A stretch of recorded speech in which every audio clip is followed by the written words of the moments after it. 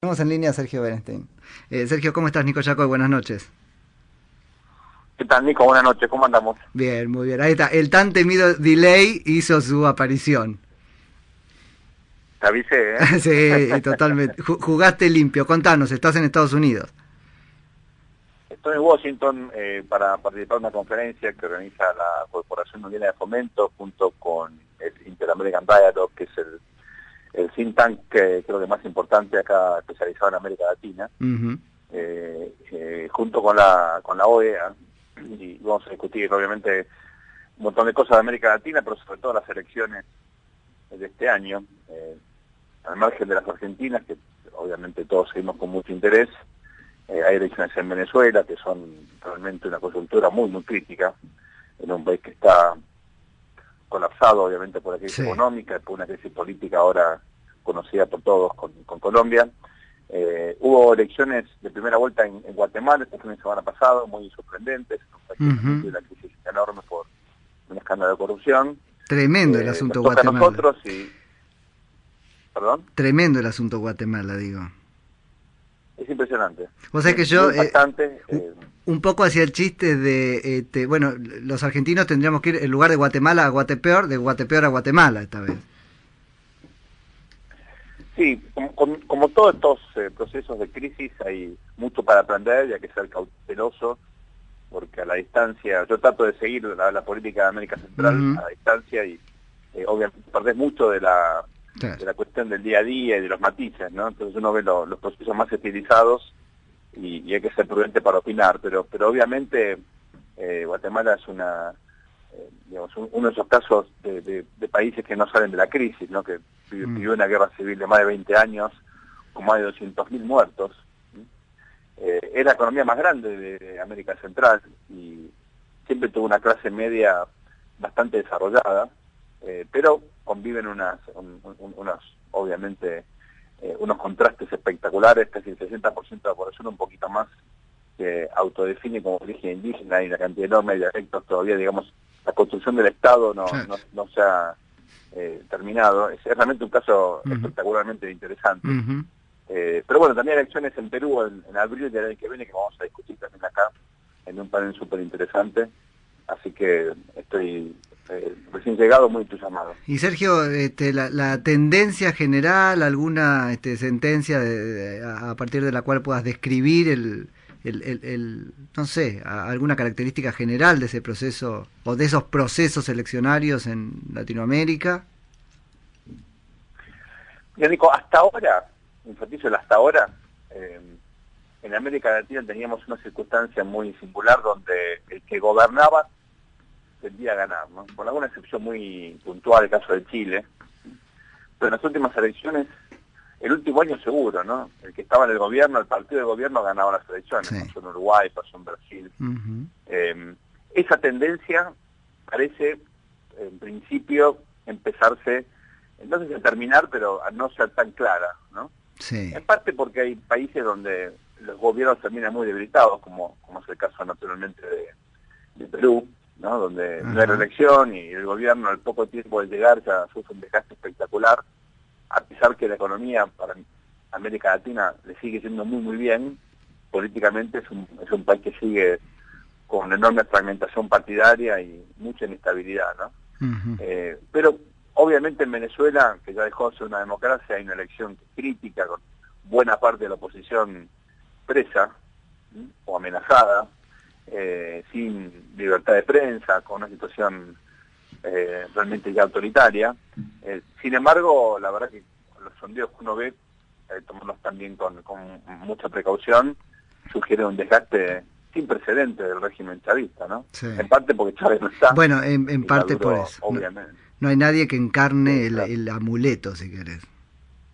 Exactamente. Uh-huh. Y por supuesto, en Guatemala ya vimos que hay una alternancia, tampoco hay reelección.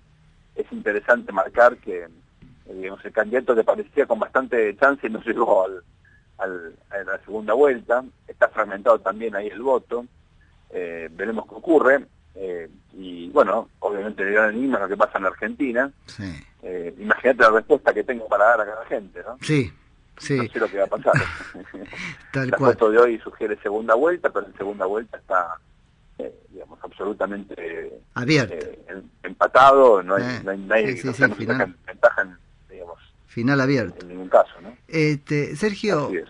vos sabés que ahora vamos sobre Argentina, pero me quedo con esto, vos un poco, yo sí voy a generalizar casi imprudentemente, vos después deshacés esas generalizaciones sin retarme demasiado, pero el asunto es un poco es cierto que esa tendencia en las elecciones que vienen en el subcontinente parece ser la del cambio, ¿no?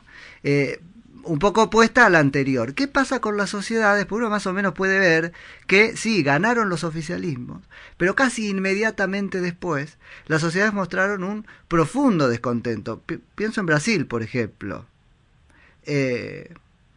Chile. Entonces, ¿qué está pasando? ¿Cómo votamos? Si votamos la permanencia y muy poquito después nos damos cuenta que el que votamos no nos convence. O son otros sectores los que no votaron, los que hacen un ruido amplificado en la calle y parecen más, pero la legitimidad de esos gobiernos sí queda herida. ¿Qué pasa con eso?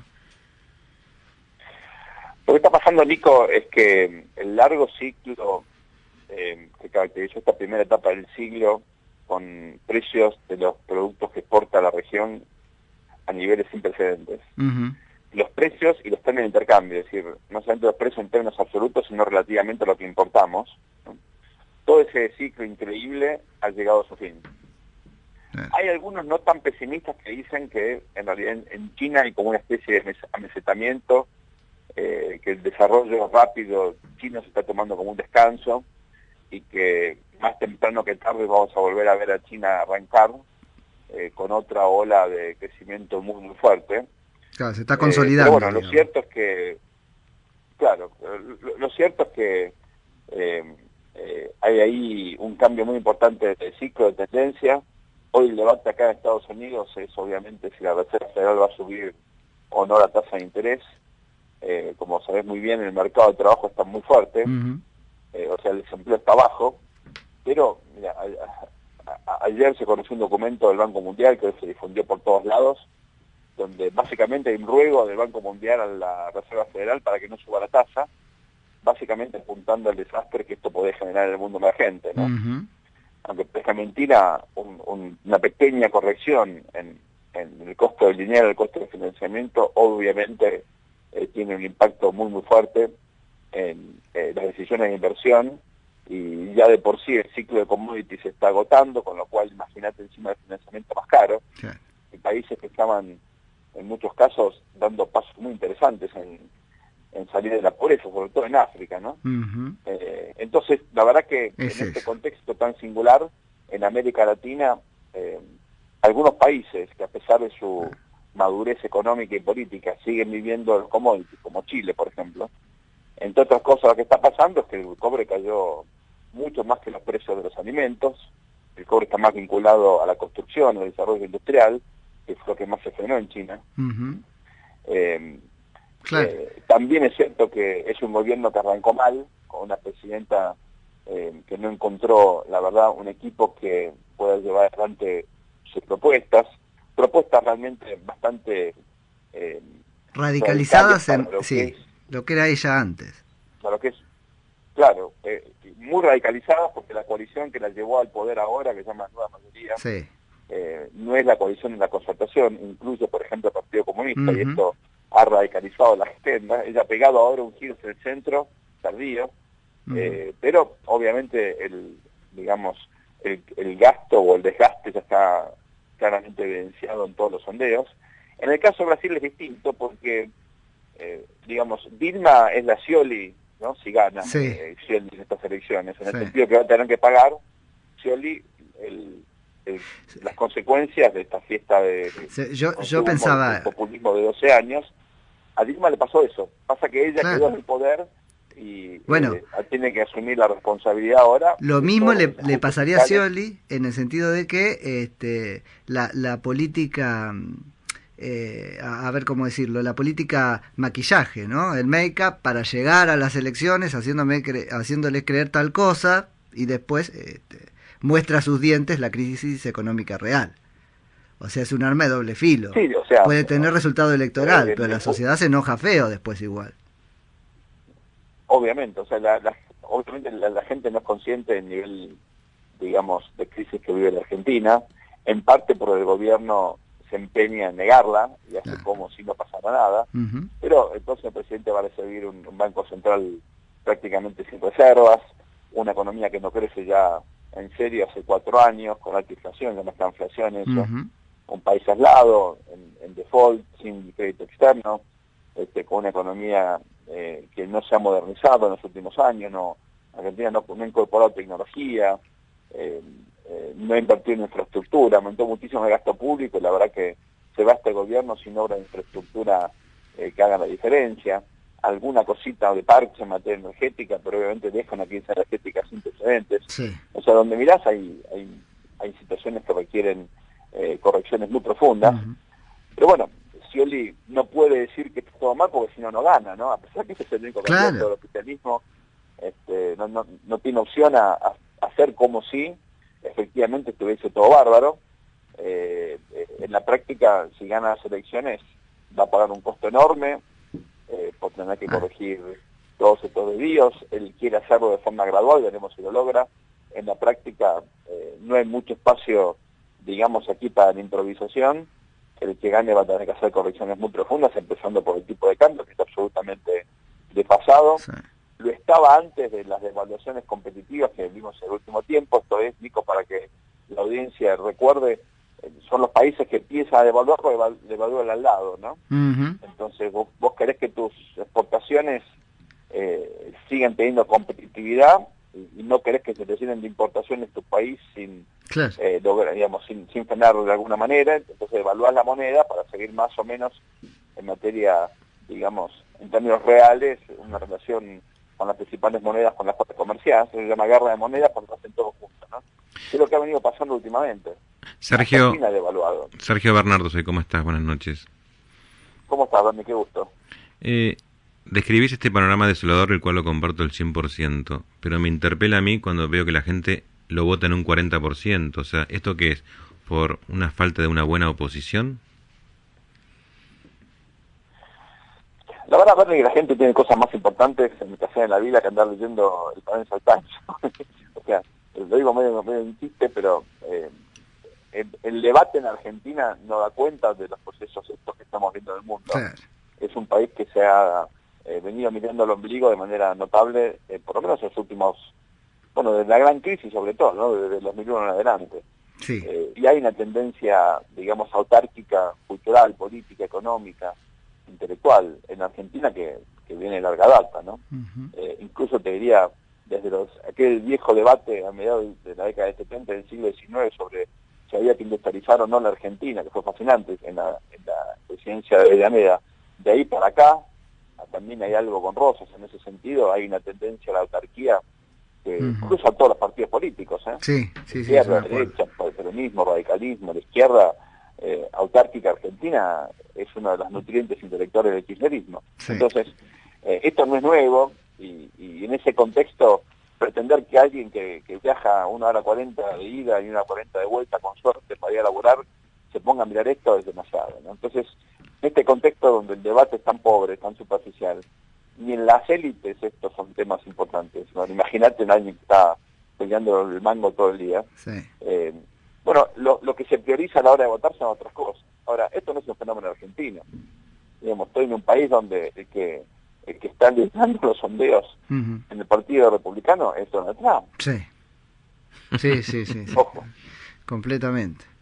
¿Qué tema ese? Pero sigamos hablando ahora del patio interno. No, claro, ya que veníamos, este fue un ejercicio genial, ¿no? Porque entramos desde lo amplio y lo comparado, terminamos en la Argentina. Salimos en Washington y llegamos a la ciudad. Claro, no sé qué posición tenés o qué impresión te causa este asunto Niembro.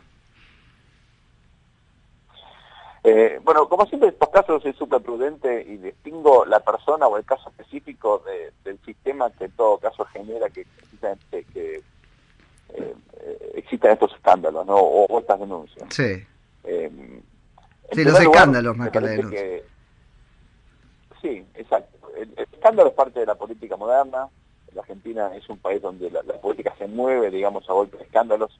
Lo que me importa acá es marcar es que en todos los gobiernos, a nivel nacional, provincial, de las ciudades, hay un uso discrecional del dinero para la publicidad, para la pauta, para los estudios sobre el uso de la publicidad. Eso es algo general. Y es una vergüenza que así sea, y la verdad que abarca a todos los gobiernos. Es hora de que, como la Corte Suprema ha dicho, en por lo menos dos fallos, el fallo del Río Negro y el fallo Del perfil, sí. esto esté asignado con una fórmula que sea clara, que sea conocida por todos los actores, que explique por qué se asigna la pauta de determinada manera. Entonces, sí, que sería como modo, claramente, pero subsidiar el negocio periodístico, lo cual también habría que preguntarse si tiene algún sentido. Bueno, más que subsidiar, te diría, sería transparentar la asignación de recursos. Pero no tiene el efecto de un subsidio. Tiene lógica. Tiene lógica porque, digamos, en el esfuerzo de informar sobre los actos de gobierno, dice, bueno, hace falta en la época de Twitter, de Facebook y de redes sociales, pauta en los medios. No puedo discutir eso, ¿no? Sí. ¿Cuánta plata se asigna a la pauta? Lo que tiene que haber, mucha o poca plata, es un mecanismo que sea transparente. Eso seguro. Eso no hay. Mientras la haya, digamos, tiene que ser transparente. Me quedo pensando, Sergio, en esto del acto de gobierno, ¿no? Porque es cierto, con las redes sociales, con el boletín oficial. Otra cosa sería, bueno, la consigna en una emergencia, el deschatarreo para que no haya dengue, ese tipo de cosas, digamos. Pero la comunicación del acto de gobierno además conspira la pauta contra la comunicación objetiva del acto de gobierno. Porque lo que estamos viendo en este momento es cómo había periodistas tan oficialistas de Macri como los hay del kirchnerismo. Estamos descubriendo eso. Exactamente. Y otros partidos también, ¿eh? Total, bueno, de los que manejan pauta. De claro, los que manejan pauta, claro. Son todos los gobiernos. Con lo cual no estás comunicando el acto de gobierno, en realidad. Me lo estás vendiendo, si querés, o lo estás justificando, no lo estás criticando. Y la República sería comunicar el acto de gobierno criticado. Si no hay esa mediatización de crítica, la función del periodista no tiene caso. Comprar el boletín oficial.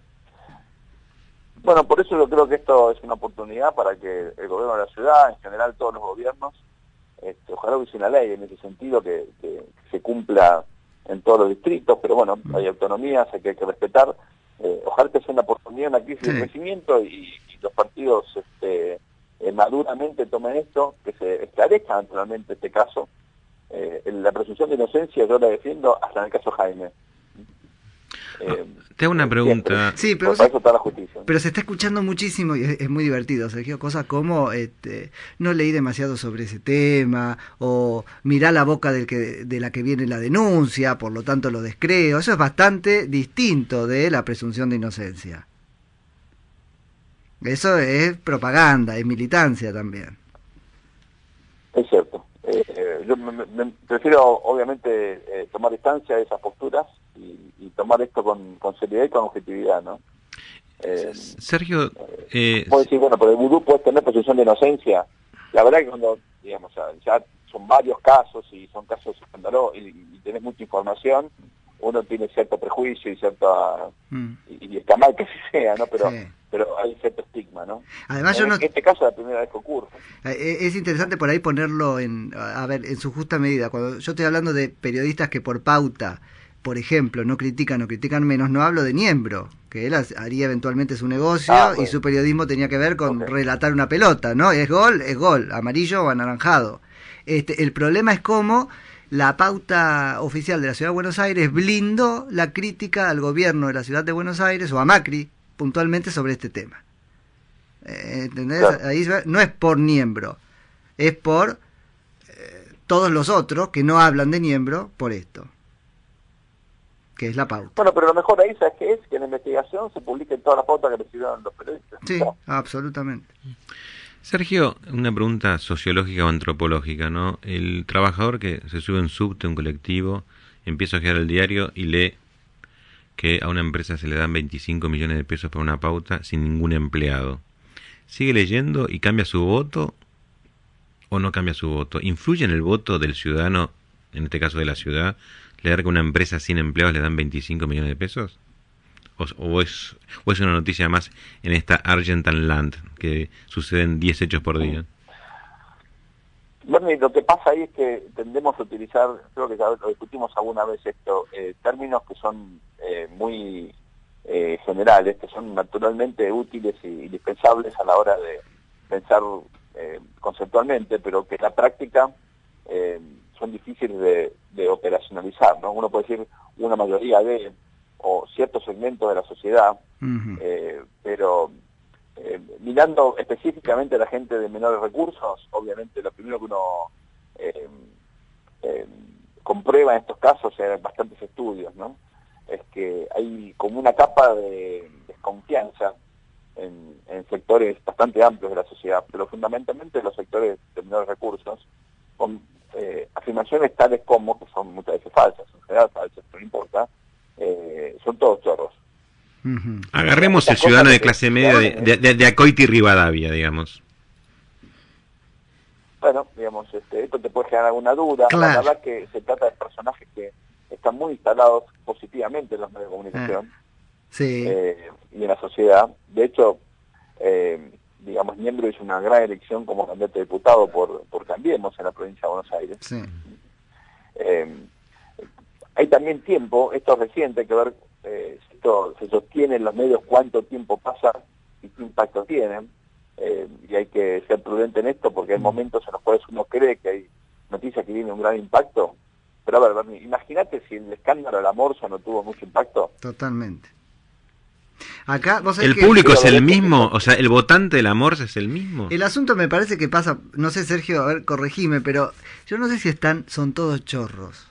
La sociedad está crujiendo porque en el fondo la vara que estamos usando es distinta. Yo estoy escuchando mucha gente que por lo menos hace el ole a cuestionar que Macri haga lo que cuestiona severamente que hace Cristina Fernández de Kirchner o Daniel Scioli con su gobierno.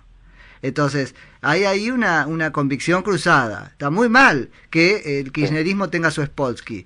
Le hayan dado mucha plata y después fue candidato. Pero no está tan mal, o le hago el ole, si el PRO tiene su miembro. No, yo escuché cosas peores que esas. Yo escuché incluso gente que te dice, bueno, son las reglas. Claro, bueno, Si no, no ganás. Total. Sí, es brillante. Con lo cual nos ponen en la encrucijada como sociedad. ¿Cómo? Lo escuché de amigos en común. Claro. Te lo dicen en serio. Sí, absolutamente. Si no, no ganás, claro. Por eso decíamos acá que por ahí, no sé qué pensás de esto, Sergio, la encrucijada en que nos encontramos como sociedad es cómo le decimos a Mauricio Macri las características del cambio que tiene que encarnar, porque si a él le queda el mensaje de que impunemente puede tener su Spolsky, que es miembro, va a ser muy parecido a Cristina Fernández de Kirchner cuando suma.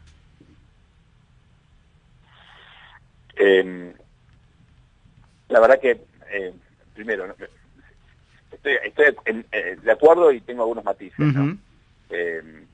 Yo te diría, hay líderes que terminan impactados por la naturaleza de las instituciones a las cuales llegan, ¿no? Sí. La presidencia argentina es muy poderosa.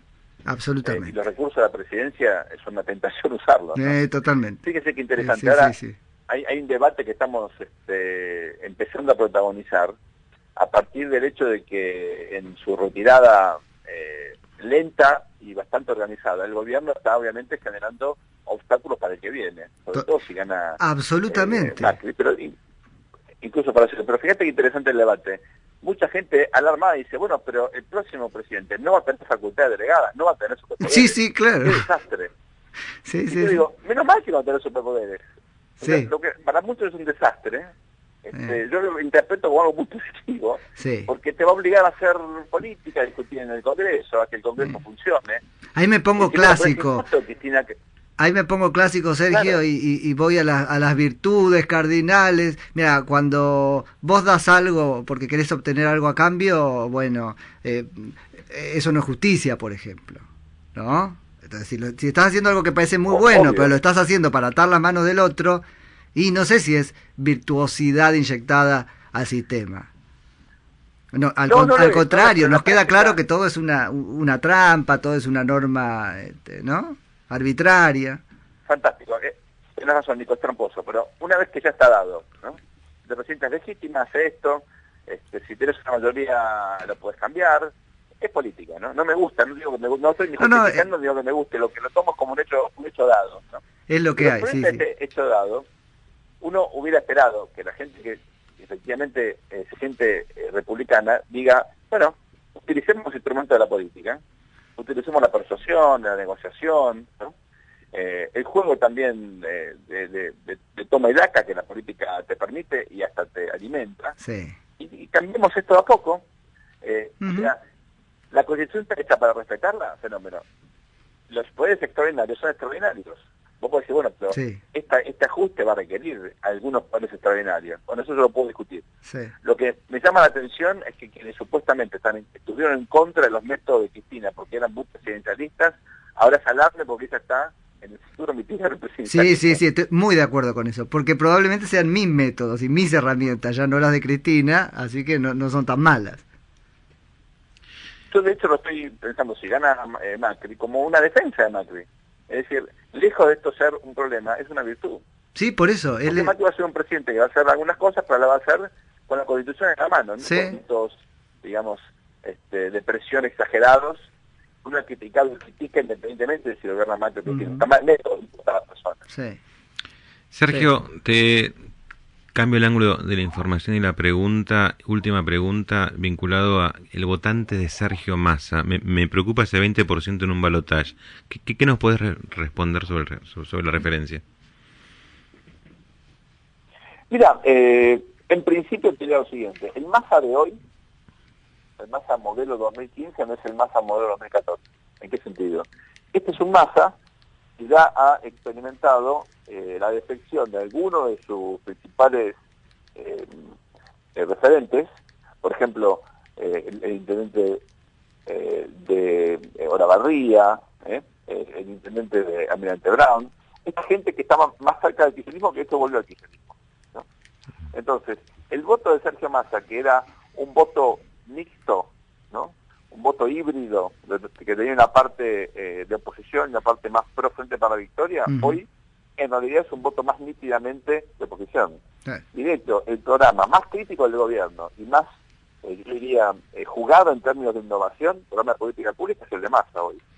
Sí. ¿Y en el balotaje? La imagen de Massa se ha recuperado gracias a esas propuestas tan innovadoras, ¿no? En un eventual balotaje, suponiendo que no hay una construcción política, ¿no? O sea que, porque una cosa es que Massa diga, bueno, Claro.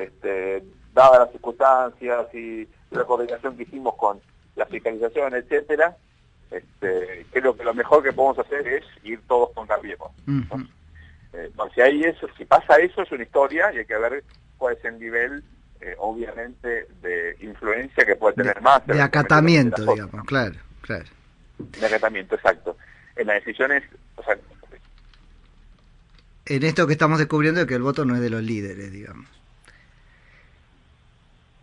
Sergio, bueno, lo hemos perdido. ¿Se cortó? Me parece. Y justo cuando iba a decir yo, muchas gracias por esta charla, Sergio Berenstein, analista político.